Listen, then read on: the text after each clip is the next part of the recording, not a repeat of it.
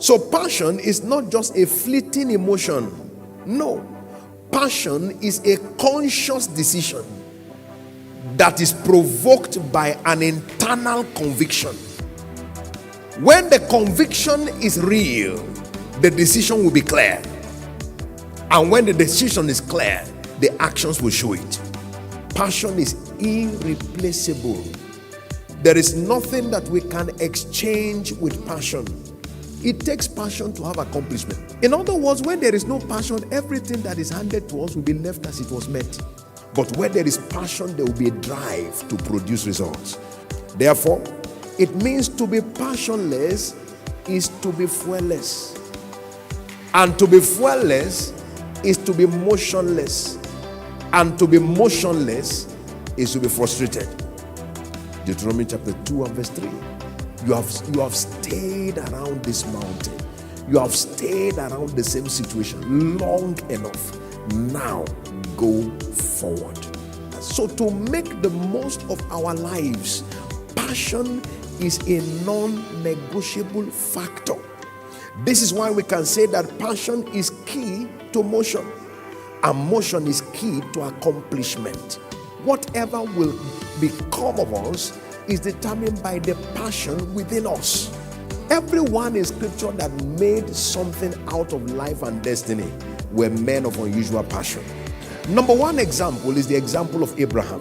Abraham is a man from scriptures that can be said to be the pattern of blessing. But Abraham's destiny was the product of passion. Number two example we have is the example of Moses. Now, Moses was a man of unusual passion, a man that departed as a fugitive. God sent back to the place that he ran from. It's almost like signing one's death warrant. And he went to the place and carried out the mission. And this was the conclusion of the testimony of Moses.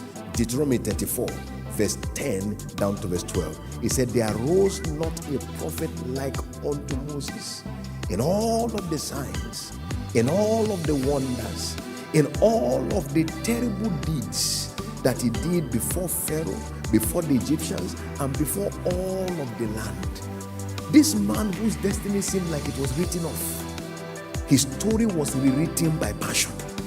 Number three example we have is the example of Gideon. He said, no, there is a task for you to go with. And Gideon dove into the task with passion. God cut down the army he started with, and he ended with only 300 people to go after the Midianites. But passion was burning within them. The result of it was an unforgettable victory. And a man whose name should never be recorded in history became a historic figure on the basis of passion. You don't know how great you can be until passion flames up in your heart. It is passion that provokes greatness. There is much more within us than what our world can see now. It is waiting for passion to be provoked. Number four example we have is the example of Nehemiah. All he does is hold cup, nothing else. There is no expertise required. That means that Nehemiah was a man of no qualification. But by passion, heaven qualified him. The next example we have is the example of Peter. Peter was a man of unusual passion. In Matthew chapter 26, we see there how that when Jesus was taken from verse 58 to 75, verse 58 and 75 in particular, the Bible tells us how that Peter followed afar. People say Peter denied Jesus. The question you ask yourself is, where were the others? They were not even present to deny him. Peter followed all the way to see how it will end. In other words, his followership was not going to end till the end. That was Peter. He kept following to the end. Passion drove him to that point. No wonder Peter became the prince of the 12 apostles.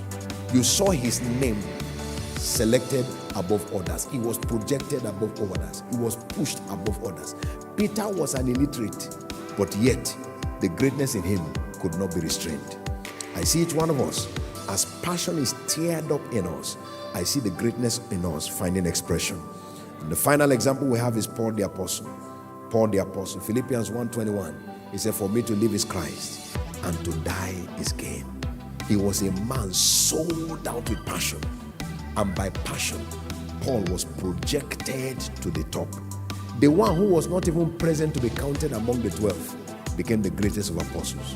2/3 of the New Testament written by a man who seemed to have been written off. My prayer for each one of us is that as our passion is stirred up again today, I see each one of us experiencing a rewriting of our story.